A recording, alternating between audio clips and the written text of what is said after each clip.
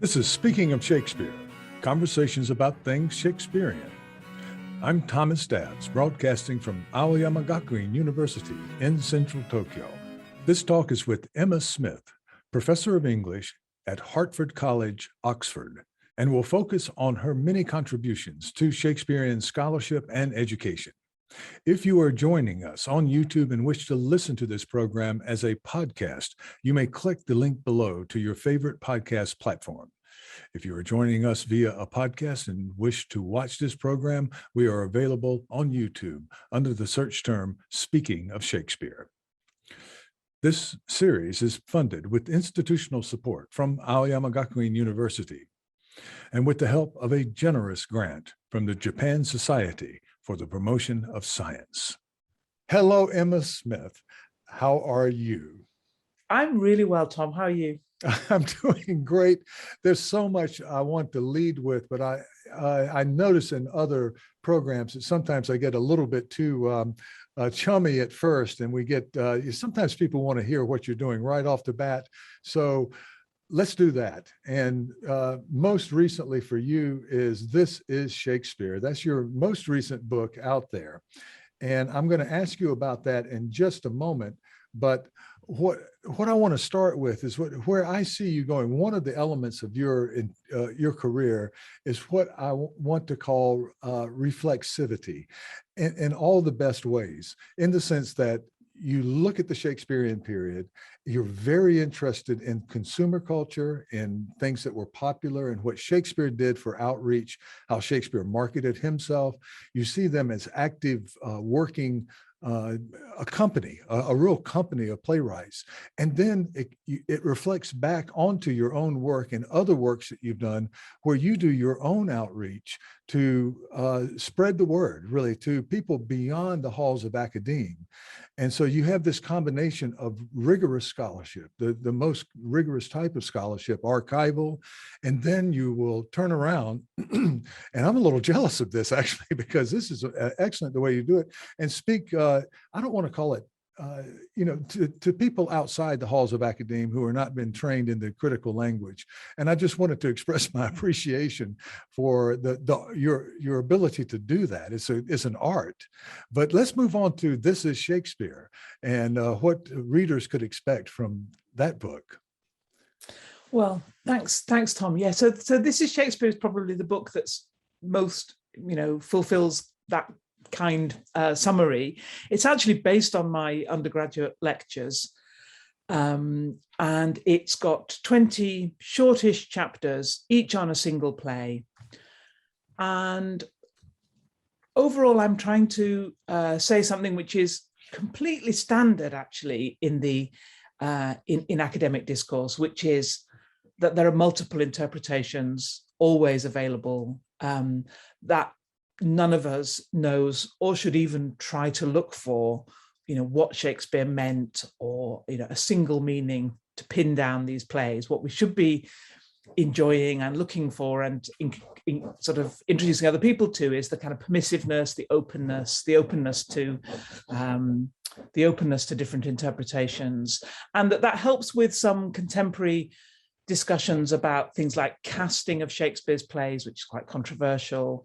I think it can help with those discussions if we get away from a sense that there was an original sort of fixed version that we are somehow spoiling or straying away from. So that's what the book does. I try to write accessibly without being patronizing, partly because I'm saying one of the things academics tend to do, and of course we do this, is to suggest really to understand these things, you need to know a lot. You need to do your, you need to do your time, you need to, have the chops to do it. You need to know this complicated stuff about textual transmission or about the kind of religious upheavals of Shakespeare's time or something. And of course, that's all illuminating and sort of vital material, but it can be a kind of gatekeeping. And I've tried to sort of push beyond that a bit in the book. And it's drawn a lot from, I suppose the thing that I have most enjoyed about Shakespeare in my career is the fact that there are Shakespeareans outside the academy in a way that there aren't really I don't know, students of, let's think, well, you can think what the alternative would be, but there are deeply knowledgeable or engaged Shakespeareans, particularly in the theatre, but in schools. There are lots of teachers of Shakespeare. There's an international, as we see from this conversation, there's an international interest in Shakespeare. This is an enormously generative and generous conversation because there's so many people in it, and it's great to have a toe in it, really. Yeah, I've never been the kind of academic who would be the world expert in one thing. Yeah. Because probably if I were that, I would just make it up. Who would know? And I don't know who I would talk with. I think if you're the world expert, you're always broadcasting and helping other people understand what you understand, but can't really be so much in conversation. And conversation seems to me the heart of the discipline that we're in, as I understand it. Yeah, well, I'm thinking of many examples, but one that comes to the forefront right now, being in Stratford, Ontario, not in Stratford upon Avon, but in Ontario, where they have a very big, Shakespeare sort of, I wouldn't call it cottage industry. They have theaters in the town, and I was there for a conference, and I was at a restaurant and spoke to this couple. We were at a cafe, and they had driven in from Detroit, which is not that far away. And he was the owner of a car dealership and had no real formal training in Shakespeare, but he and his wife, they admitted that they come frequently. And this is, it's a beautiful town in the summer and so forth. And those are the types of people you do want to reach. And there's so many of them out there. And in your book, you talk about gappiness. And you did a podcast with Barbara Bogave for the Folger Library. So I don't want to spend too much time on that because you go into some depth about that concept. But the gappiness in Shakespeare, where Shakespearean plays are not finished, in a sense, that there are things that we can bring to it to complete. And if you could give us a couple of examples of gappiness in Shakespeare. Yeah, so I think gappiness was the way I was trying to make a space for us in these plays, and I was trying to conceptualize the open-endedness, often literally. Often it's the endings of Shakespeare's plays that we're not completely sure what to do with. In the book, I talk a lot about the ending of The Taming of the Shrew, where Catherine, who's the shrew of the title, she may or may not have been tamed by her husband, Petruchio. She delivers a long speech about women's obligation to their husbands. And she ends by saying that she will put her hand under her husband's foot. And there's no stage direction that says, how does she deliver this? How is that ironic? Is that submissive? And then he has probably one of the most famous lines, thanks to the musical in Shakespeare, "Come on and kiss me, Kate." Yeah. And most editors of the play will put in a stage direction that says they kiss. Yeah. But there's no stage direction in Shakespeare's text, and that's a gap. That leaves a gap for us to think what happens at the end, and how does that make the play speak to our own world at this point. Yeah. So often gappiness is a sort of consequence of seeing these plays perhaps a little bit more as scripts. Once you start to use the word script, you don't expect that every meaning of the play will inhere in the words on the page. But we've been a bit reluctant to think of Shakespeare's plays as scripts because I guess we were trained early on, perhaps by the first folio in 1623, to think of them as literary works to read. Yeah. Well, we're going to talk about the first folio in a bit. The Japanese playwright from the no kabuki era, the famous Zeami, did the great cultural service of writing down precisely how to do every play. And as such, the performance of a no play or kabuki play or whatnot follows some extraordinarily strict guidelines. That's part of the art. You cannot derivate from the original production, and Shakespeare gives nothing of the sort. It's absolutely, completely the opposite. Every encounter with Shakespeare, and I don't want to in any way depreciate the art of Zeami, but the opening and what you're calling the gaps between what you get as a script and then how a director and an actor and a group can interact with this script and bring their own creativity to the fore. And we as readers also can do the same thing. We can insert what we want. And that, you really have to be serious to go to a no drama. But Shakespearean productions, even in Tokyo, are just extremely popular. And of course, in the UK and throughout North America, all through the world. I'm thinking I just taught Midsummer Night's Dream and used that film where, Bottom gets wine poured on his head in the film version that I used. And that's not in the script. Somebody made that up and he's sort of publicly humiliated. And the director brought that in and it works, I think. And it reminds me of the Rhenish poured on the head of the gravedigger from Yorick or whatever back. So it is a sort of Shakespearean allusion, but there's nothing in the script about it. And those things are okay. You can just bring those things are great, I think, actually. I mean, I think particularly in performance, in film or in theatre, directors need to make the script mean in our own context. That seems to me what they're doing. So I'm a bit of a sort of Shakespeare heretic. I actually very much like things that are cut. I think cutting is a very helpful way to make these plays move.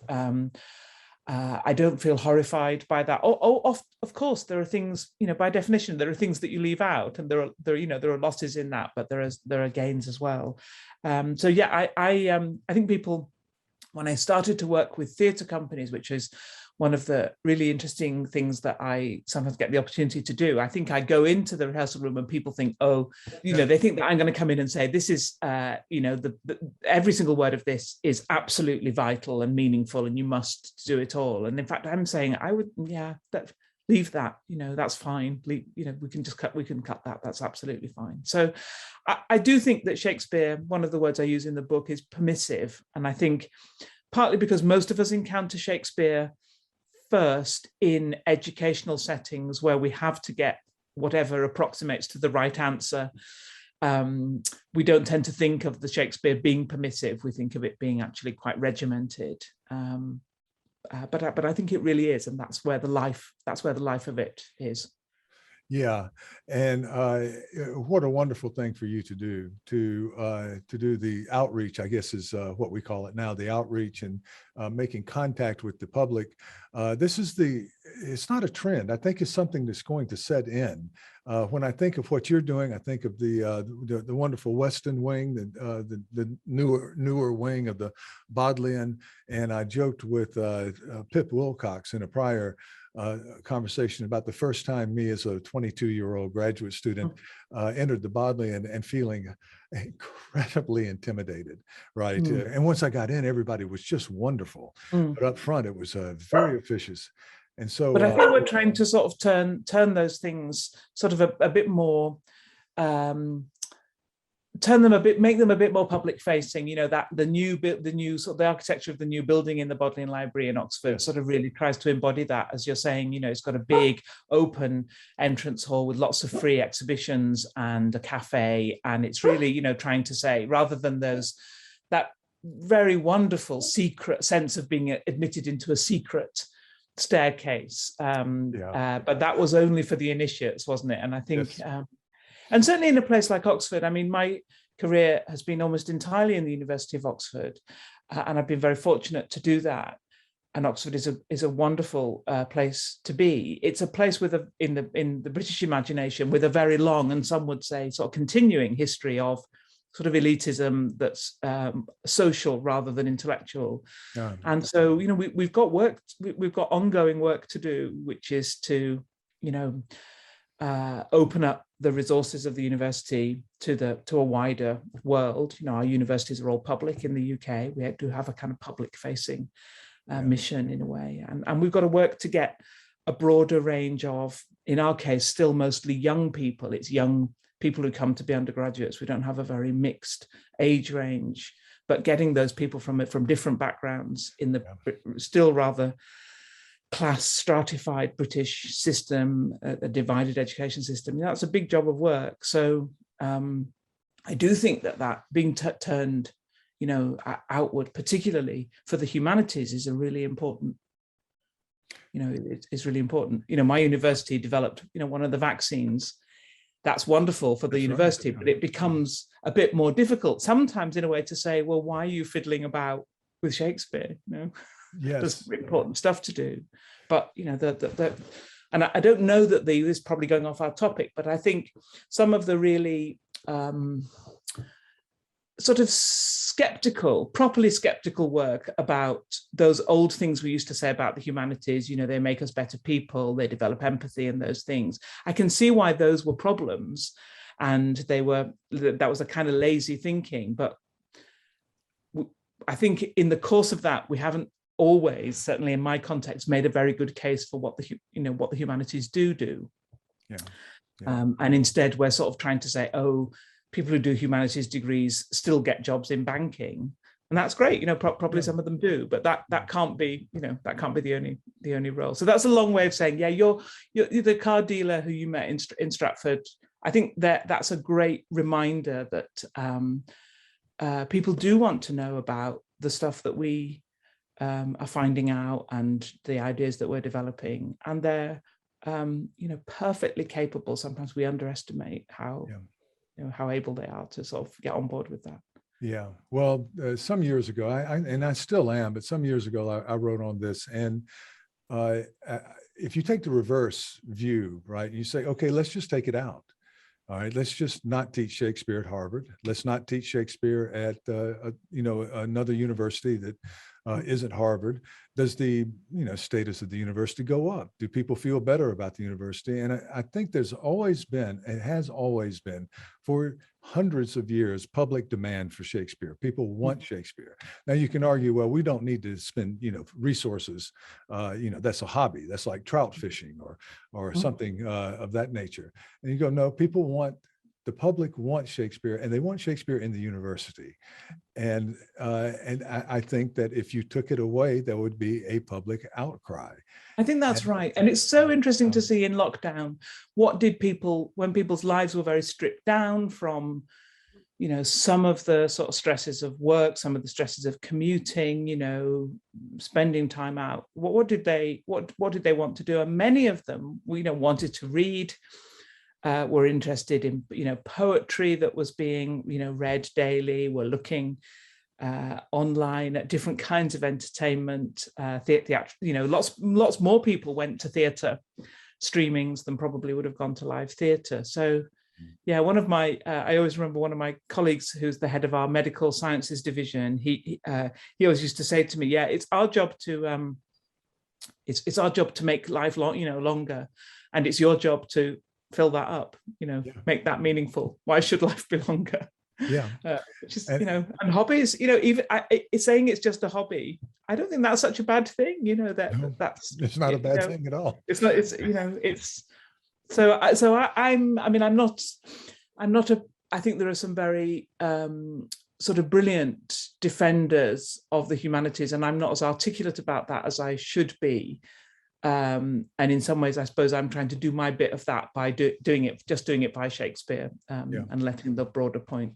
Yeah, well, that's a pretty big platform. Shakespeare is a pretty big platform to work from, and I'm so happy you're doing it. I try. Well, this series in its way is an attempt to do just that. Absolutely. And I think it's been very well received, better than I thought. It was. By people who are not Shakespeareans proper. They may be other forms in academia, but also in the general public. It had some wonderful feedback. And but what I want to do in every one of these podcasts and video YouTube thingies is to talk about what's upcoming. And I noticed on your website that you have Nashe and Twelfth Night. and Merry Wives and Portable Magic. And you can choose from that menu. You you are into a So lot. do you know what?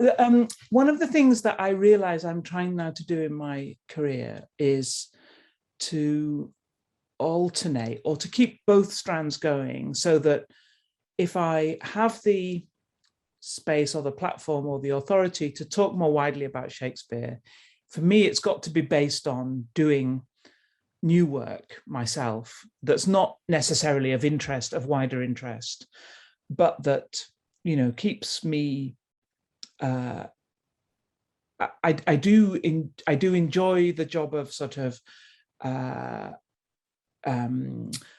promulgating or kind of broadcasting in a way other people's ideas, I hope properly, properly given to them and attributed to them. But I also got to be doing my own work. So the stuff that you've listed is the three sort of quite intensely scholarly projects. One is with the brilliant Elizabethan sort of satirist and mostly known as a prose writer, Thomas Nashe. Nashe, we have become interested in because perhaps he collaborated with Shakespeare on the first part of Henry VI and perhaps the other parts too. And he's always in the background of other plays. You know, he collaborated with Johnson on a play which was very controversial and which we don't now have. He's on the title page of Marlowe's, the play we attribute mostly to Marlowe, Dido, Queen of Carthage. So his role as a playwright is a bit shadowy, but he does have this one pageant-like play called Summer's Last Will and Testament, which I'm editing for a complete works, edited by lots of scholars of Thomas Nashe's work. So that's a really different kind of rabbit hole kind of scholarship. You know, it's following up, trying to work out, you know, what does he mean here? What's the allusion here? What's been lost that would have been recognizable to first audiences? How to annotate this and how to present it for scholars to use. So that's a great ongoing project, which I'm enjoying. You've chosen perhaps from an annotation standpoint one of the hardest figures. Nashe is impossibly difficult to explain to someone else. You know, he really is, and it's impossibly difficult to understand often. The play is a little bit more straightforward, I think, than some of the very, very, very complicated prose works. But Nashe, it's worth sort of pushing on with that, because I think Nashe was so influential in his own time. I think he was really the sort of writer's writer, if you like. He's obviously really, I mean, not only does he work with Shakespeare, but he's really influential, I think, on Shakespeare. And there's an argument that a lot of Shakespeare's wordplay is Nashean, or is sort of imitating Nashe. So it's a completely different activity from the activity of sort of at the moment, the sort of public facing activity. And then maybe I'll just talk about Merry Wives because that is an important part of my recent work, has been collaborating most recently and extensively with my colleague Laurie Maguire. And that's been a really great, wonderful thing for me. It's not so common in the humanities. Of course, it's a completely standard model in the sciences. But the humanities has tended to favor sort of single author work. And because Laurie and I are working broadly on ideas about how dramatic authors in our period collaborate, we've been trying to sort of reflect back. It's back to that reflexivity, which you so cleverly identified, which I hadn't quite thought before. Collaborating about collaboration. Yeah, that's right. We've been trying to sort of leverage that a bit to think about forms of collaboration. But the work on Merry Wives of Windsor is textual work on the difference between the two texts of the play. So it's quite technical, but it's in the field of partly, did Shakespeare revise his plays? I suppose that's the larger question. And the more reflexive version of that is, why have we been so unwilling to think that he did? Or to make a step forward, there was a big movement in Shakespeare studies when it was argued very strongly that the two texts of King Lear represented two authorial stages not some problem in the printing house and not some version of a sort of transmission failure, but two distinct stages, both of which had authority, but represented different sort of moments in the life of the play. And that was very sort of controversial, but has become a pretty standard, not entirely agreed, but a pretty standard view. But we haven't sort of really extended beyond that to think, why would he do it for King Lear and not for anything else? And we've argued that he does it for Merry Wives of Windsor. Oh, yeah, yeah. I mean, the impossible scenario of putting on a play publicly and having it performed and then reviving it in some way and saying, okay, it was perfect the first time. Yeah. How could that possibly be? Yeah, and anybody who's been anywhere near theatres knows that there are working scripts for different productions and different moments. Yeah, absolutely. Yeah. So portable magic. Yeah, so portable magic is a bit of a different direction, and this we're coming up on Halloween as we're talking now. Yeah, so well, that's interesting. Yeah, so the title comes from a lovely essay memoir that Stephen King, the horror writer, has about, which is called On Writing. It's just quite a throwaway remark. He says books are a uniquely portable magic, and so I've taken that as a title to think about books, and particularly to think. I've just about finished. I'm just on the last revisions of this book. It's about. It's really about what the Academy calls book history. What does the material book, the actual book as an object, how does that influence, how's that changed over time, but also how does it influence the reading of the texts within? So it's a way of saying the literary, in some ways the opposite of this is Shakespeare, the literary text does not sort of float free from the material forms in which we encounter it. And so I'm sort of trying to think about those book history, which particularly in my university, back to the wonderful library, is a very sort of prominent academic discipline. I could sort of work with the wide array of digital versions, digital facsimiles, online facsimiles of wonderful books to encourage a sort of wider readership to think about those issues. Yeah, well, I'm a big believer now. Maybe 5 years ago I wasn't, but I'm a big believer now that the death of the book was greatly exaggerated. And there's a lot of evidence in Japan among my younger students and so forth. Now, it may not have the prevalence that it had. It may be something like vinyl records, in the future, recovery, kind of, again, a hobbyist recovery of what used to be called this thing, the book. But I don't think so. And you're in Oxford, next to the Western Wing is Blackwell's, and the book is doing just fine. The book is doing just fine, and there's been a little. I agree. It's been very, very interesting. The death of the book has, been a bit exaggerated. Been a little bit of a sort of uptake in ebooks during lockdown, but broadly speaking, they have fallen from the peak that was in about 2013, 14, something like that. Yeah. And it's, one of the things I was interested in is how much ebook readers, from Amazon and from other providers, how closely they actually mimic books. Yeah.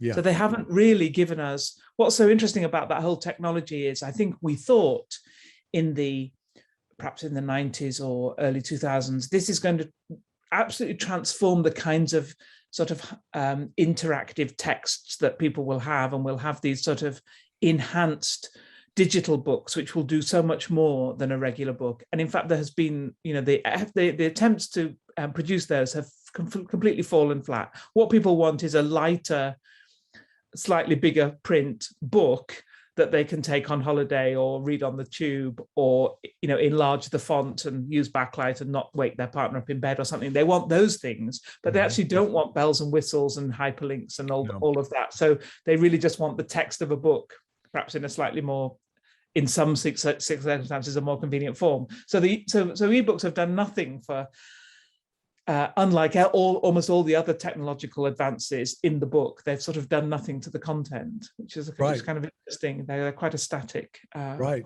form. I'm not actually against them at all, and I have a Kindle that I take on holiday if I'm very convenient. Yeah.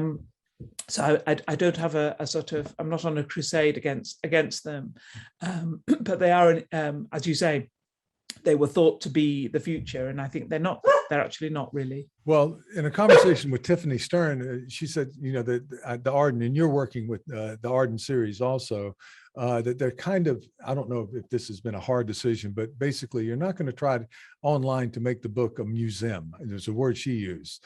And I thought that was good, because you can find things very quickly now if you need to find, the etymology of a word or that sort of thing.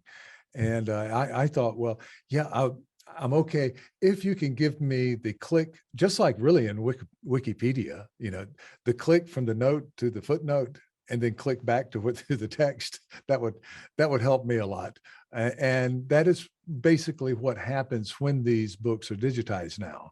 And I've seen some good examples of that recently, and I think that that's enough.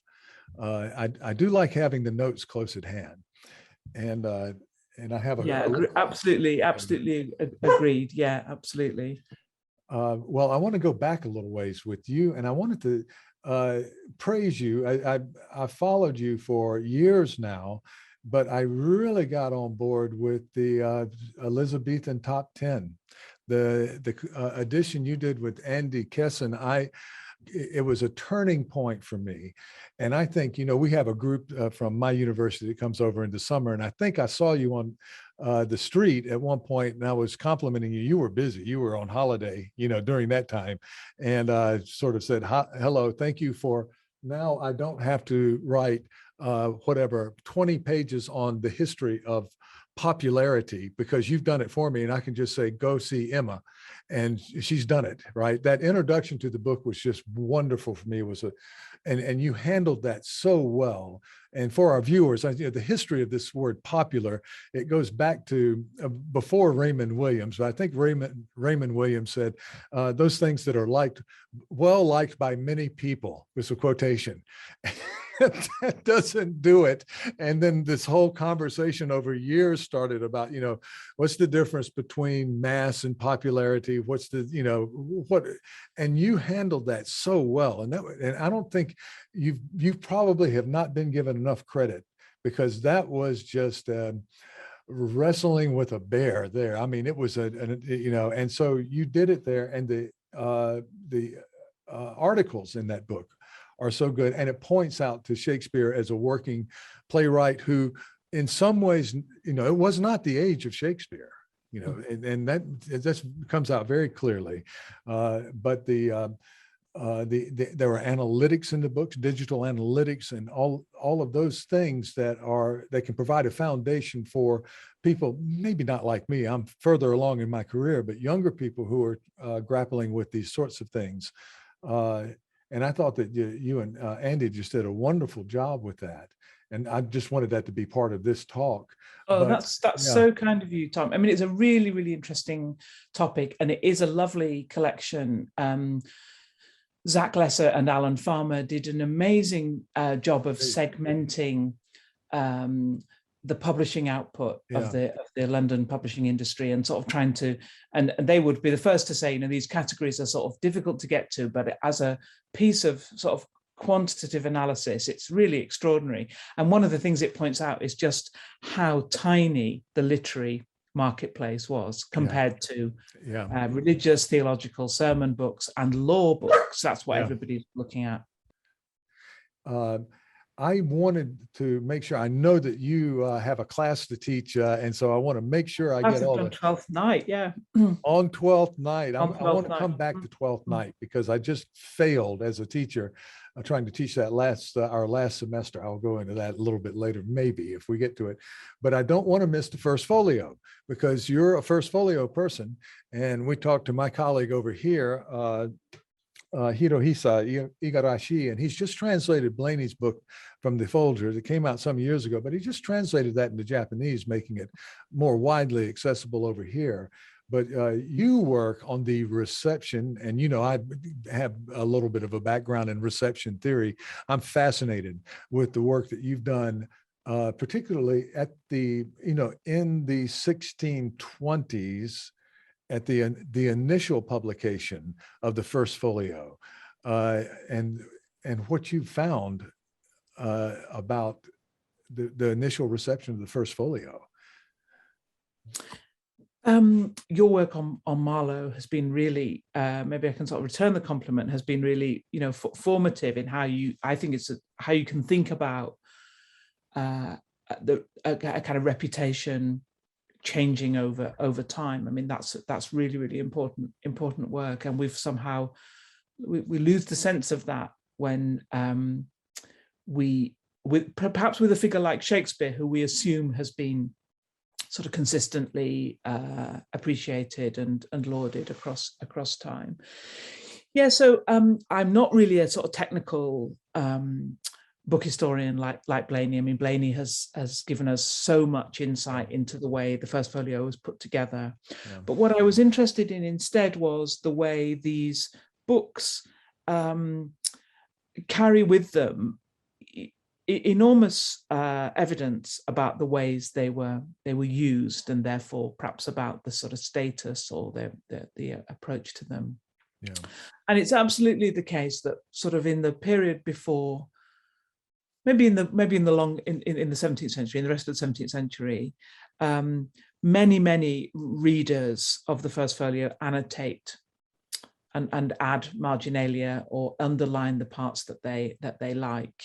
And that gives us a sort of map of the hotspots. What's interesting is that in all these studies of marginalia and readers' marks, if you have one example, it's very, very difficult to make any sense of it, really. Mm-hmm. Why did somebody do that? You can't really reconstruct. But if you've got, what I tried to do was a sort of census approach, where I looked at as many copies as I could of this book, mm-hmm. and tried to aggregate small bits of data to think, okay, people do this, people don't do this.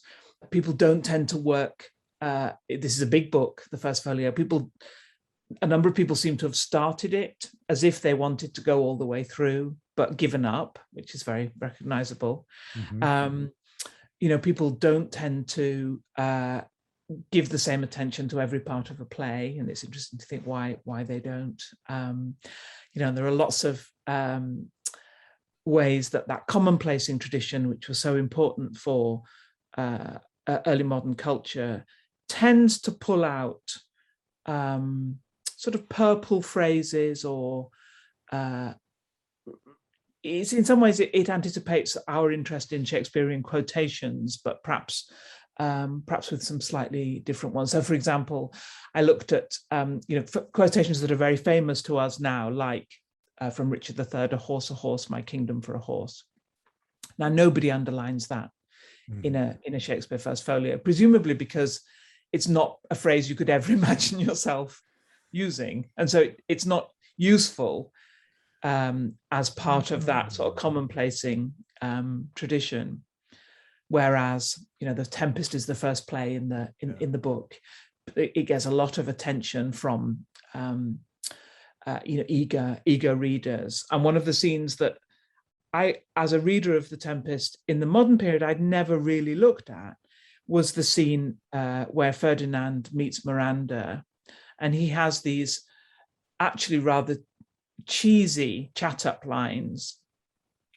He's quite a smooth, urbane young man, and these lines look enormously useful to early readers, and they're underlining these like mad, thinking, this is what I will say if I meet a kind of island maiden and have to impress her with one of these drop-dead remarks. They're kind of chat-up lines. They're early chat-up lines. Mm-hmm. That's quite an interesting form. So I loved the opportunity to look at these books, but also to, in part of my work, to take us back to a time when people didn't put these books in glass cases, and instead they had them. They had their candles or their tobacco, which was making marks. They had a wine glass sometimes, which they would put on it, or they were eating, or a cat might walk across. These were real sort of working books rather than museum objects, and that was an important thing to get back.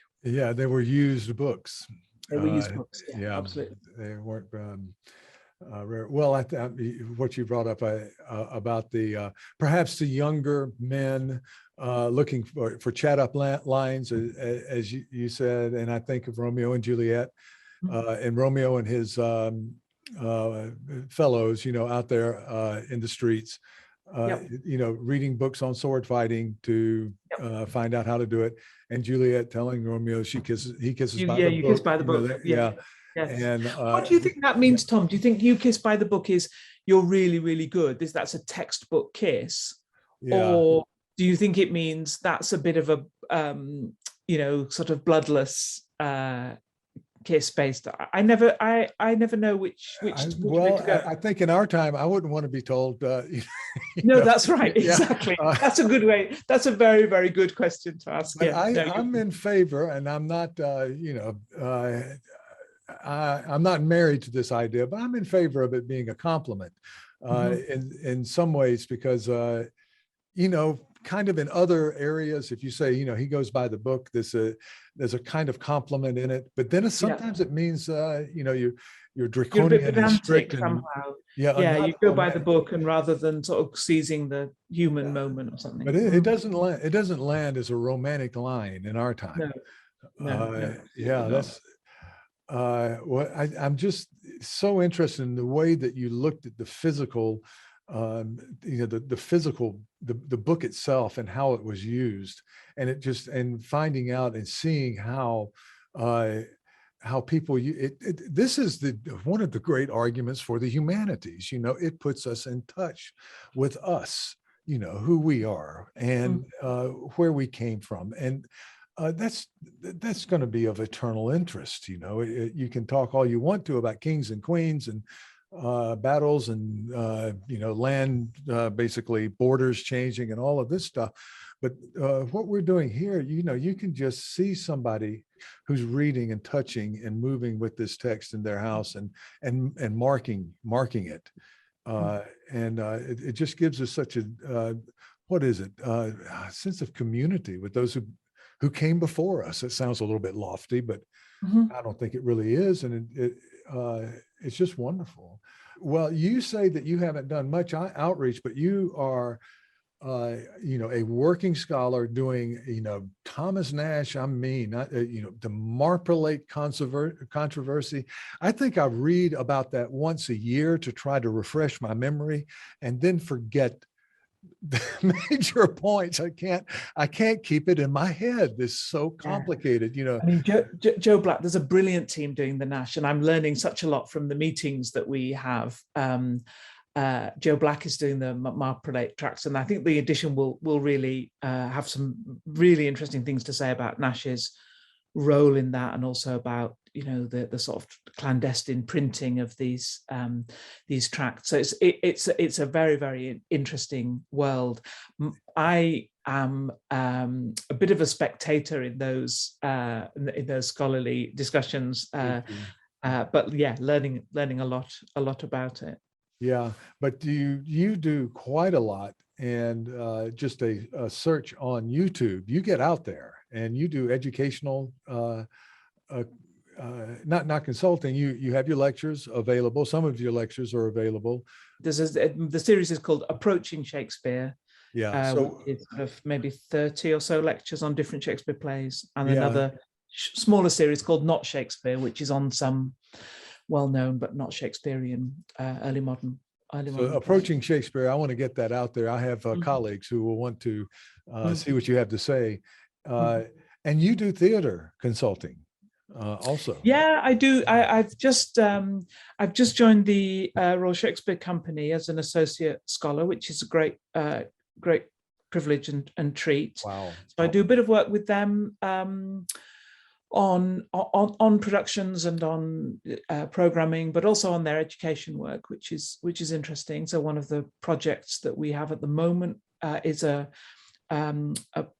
funded project by the Paul Hamlin Foundation to try to evaluate the work, the education work that the RSC do in schools. And I'm interested in that because, I mean, it comes back to a theme of this conversation.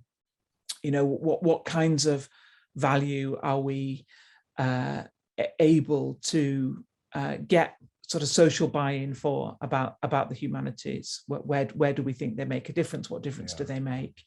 How can we quantify that in the terms that seem to matter, which are sort of exam results and so on, but also how can we develop some more qualitative measures that say, you know, that in some way the benefit of this is in kind of quality of life points rather than necessarily only, you know, reading age or whatever. So I really enjoy work with theatre, and I've done also one film script, which was for Mary Queen of Scots, Josie Rourke's production with Saoirse Ronan and Margot Robbie, which was great fun, reading a modern, very gifted modern playwright's take on a sort of early modern English. Yeah. And I made one impact only on that script, apart from, well, I kept saying, I don't think we can have this. So I had a negative impact saying, not this, not this, not this. But I had only one positive impact, where the wonderful David Tennant is John Knox in a great big beard.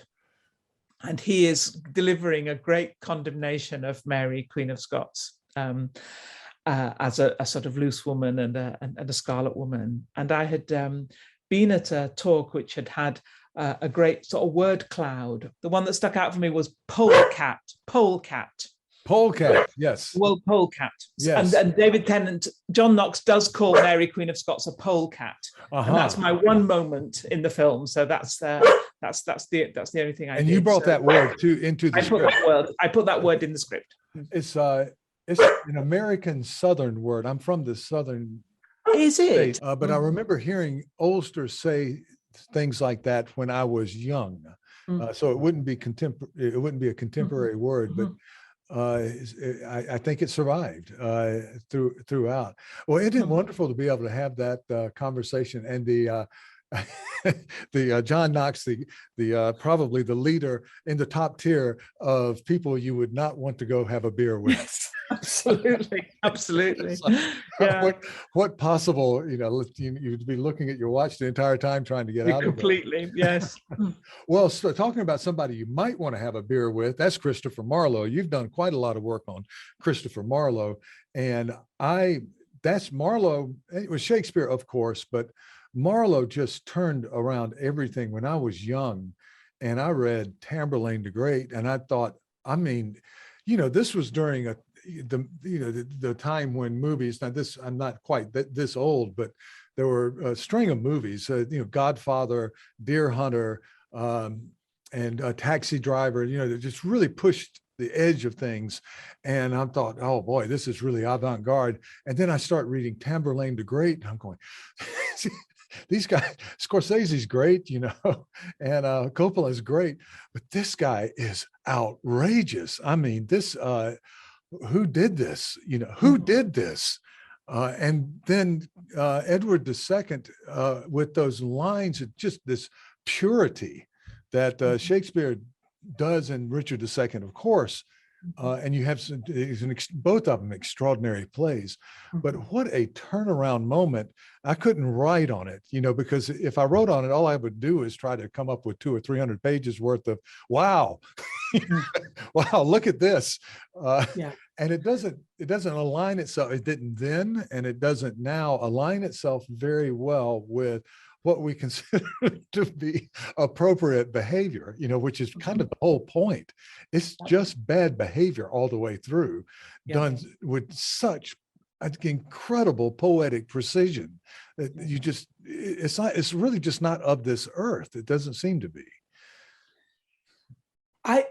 It's so, as I said, I think, your work on Marlowe is so, it was lovely to hear you talk about it. And the comparison actually with those, with those sort of male psyche kind of movies, big movies, it's a really striking one, which I hadn't sort of thought before. Yeah, I mean, Marlowe is a genius, isn't he? And what would there's all that investigation and sort of conspiracy about his death and how that happened. But really, the main thing about that is, the main sort of what if would be, what if Marlowe had continued? Because all of Marlowe's work, I mean, I can't remember who said this, and it may even have been you, Tom, but all of Marlowe's work is what if he had lived a sort of normal span of years would be called juvenilia.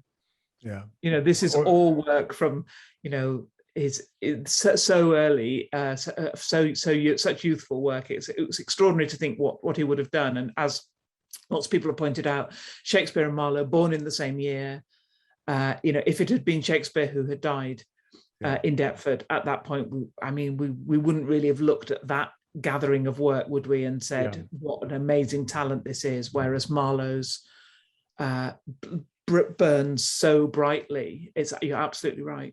Yeah, it does. And I'm going to make this public. I was recently contacted. I won't name names, but I was recently contacted by a scholar who said, I've done a textual analysis, digital analysis of these works, and just basically said Marlowe didn't write Marlowe, and kind of wanted my approval. And I said, no, well, but knock yourself out, do what you're doing. And I sort of demurred maybe. And then I saw something else, and in the most obscure kind of publication where someone was saying, using my work, he made this point. And I never said that. There was a distance that I had doing reception theory, of course, and I'm staying away from the poetry proper for reasons of that, that it's very difficult to come up with the thesis, that Marlowe's so, but it's interesting how Marlowe was remade and that sort of thing, but I never said that. And I do wonder what we would have.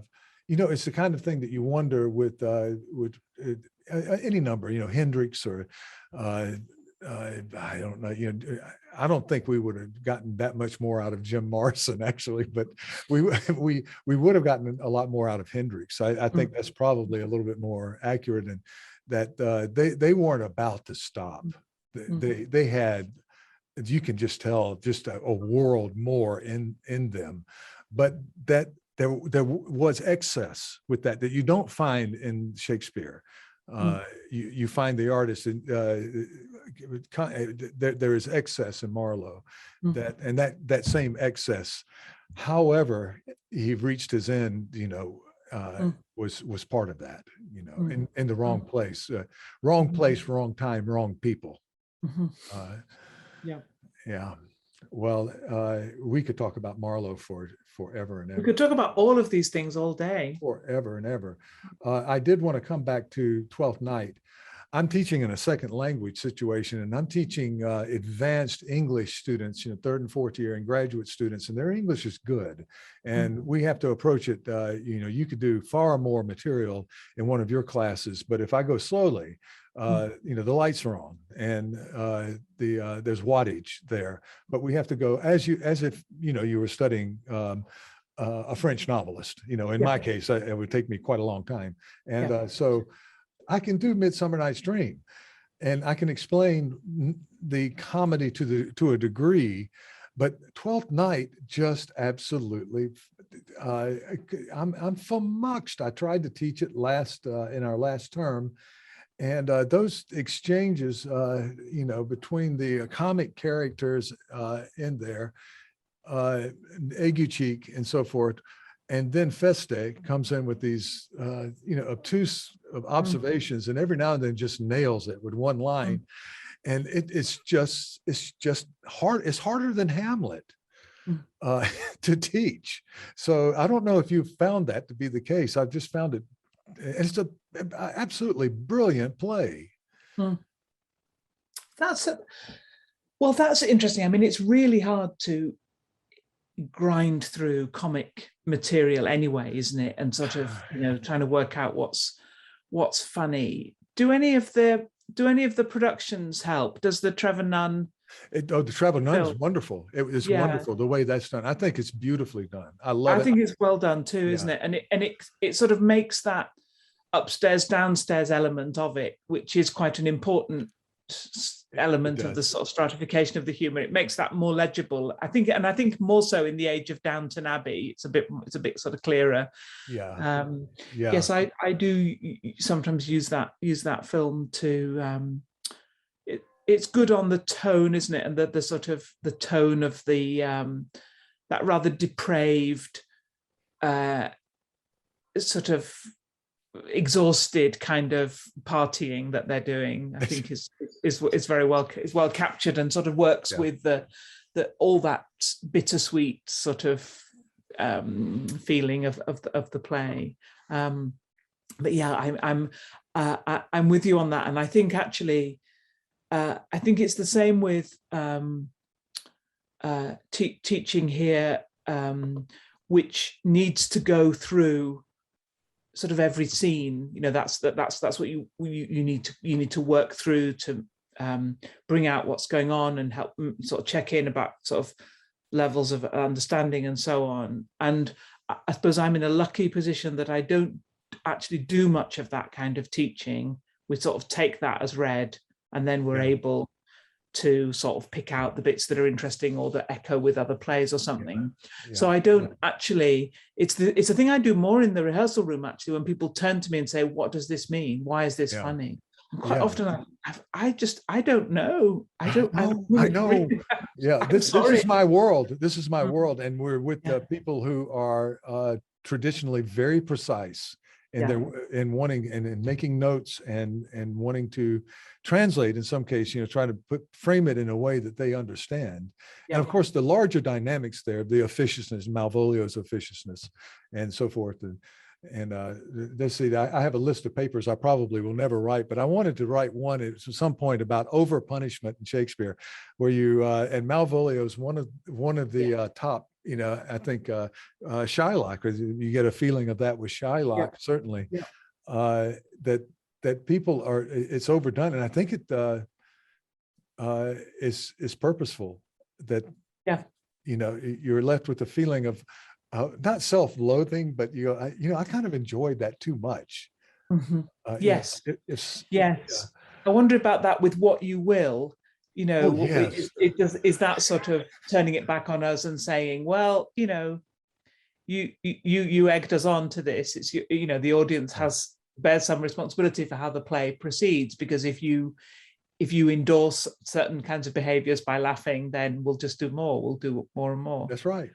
And we'll put this guy in it. We'll basically drive him nuts and throw him into our little version of Bedlam. Which is just horrible. It's absolutely horrible. Yeah, absolutely. Well, before we get off, I wanted to go a little bit. I like to talk about turning and transformational moments in the lives of critics and scholars like you. And if you're comfortable with it, I want when did young Emma say, okay, it's probably not going to be a degree in engineering, it probably won't be a degree in maths or history or whatnot. What point did you say, okay, I'm going to do this? Yeah, that's a good question. I mean, as always, as probably most of your guests on this, as always a reader and a kind of bookish child. I think I thought I would be a novelist. That's what I really wanted to do. So there was never really a question, I think, that I would take another subject more seriously than I took sort of reading. I must say that when I went to study English at university, I didn't actually really understand what the professional study of literature was. I thought it was just reading a lot. And I thought, why, how wonderful.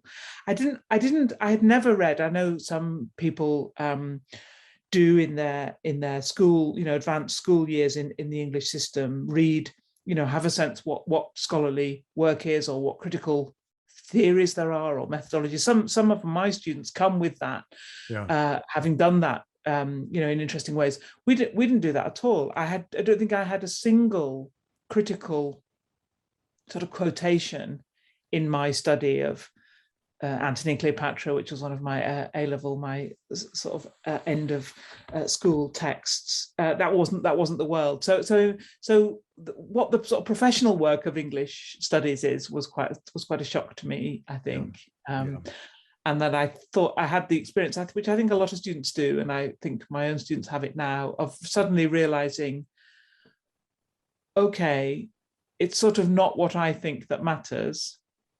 That's not what I'm being asked to do. You know, in some ways I'm being asked to survey this material and weigh up these different views and come to something. And I felt a disappointment about that, I suppose. And I think it's only quite an advanced level of our world, isn't it, that allows you back to that sense that you can sort of, you know, you can say what you think. That's right. That's right. I remember we don't allow our students so much to do that. They're a bit more indebted to other things. Yeah. Well, very quickly, I mean, when I first got into the professional part of literary study, I didn't know what to do. And an older friend of mine said, go down to the MLA bibliography, read back five to 10 years, and there will be an argument. There'll be a debate that surfaces just from the titles, and then go to the articles, and then go and deliver both sides, and then take a side yourself or modify both critics. And I was fabulously successful just doing that. It worked with everybody.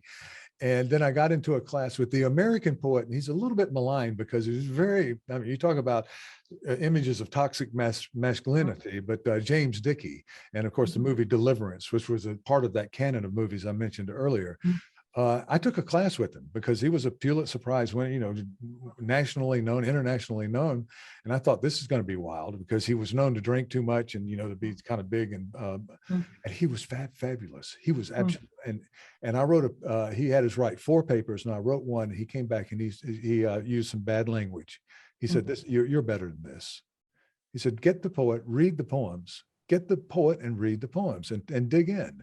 And the next time I did, and he taught me how to write, you know, because now I can do both, right? I can do the critical stuff, right? But then, you know, coming into genuine contact with, and it never entered my mind that I would do anything but read poems from an anthology. But to go to some of these, you know, writers where, you know, just pick up a book. We might do it with Tennyson, but we would never do it with someone. Who am I thinking? Edgar Lee Masters in America. You know, you just got one of her two, you know, just a smattering, and you pick up the book and go through and look at them as poets, and you see the massive amount of work and how they were just struggling at all times. So I wish we could introduce more of that into the academy, you know. But when you have somebody like Dickey tell you to do something, that's right. You do it. You do it. You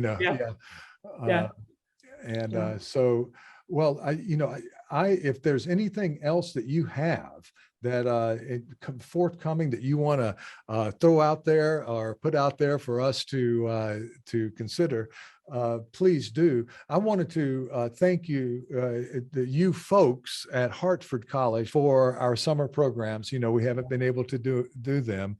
For so many of our students, it's a wonderful experience, but then you have the few that it really does break things down. You know, Japan is historically xenophobic, you know, and provincial in the way that many countries are, and the way that I was when I grew up.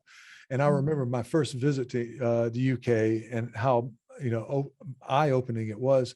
And so I have a student now at the Shakespeare Institute, and that was the door she walked through, is that little program for 3 weeks, you know, to gain the confidence. Oh, I can go there and they won't eat me. That's fabulous. You know? I'll pass that on if I can, Tom, because our team who do that work are obviously a bit you know, a bit gloomy about the future. You know, obviously haven't done it for two years. It's hard to know how and in what form that will come back. So more than one example, and that's just from my university. You know, people that's been again a transformative experience for them. That's great to hear. Really good to hear. Yeah. Well, I very much hope that we'll be welcoming you back at some point. Well, I do too, because I surely do love the the environs of the college are just so fabulous, and the library's right there, right? Yeah.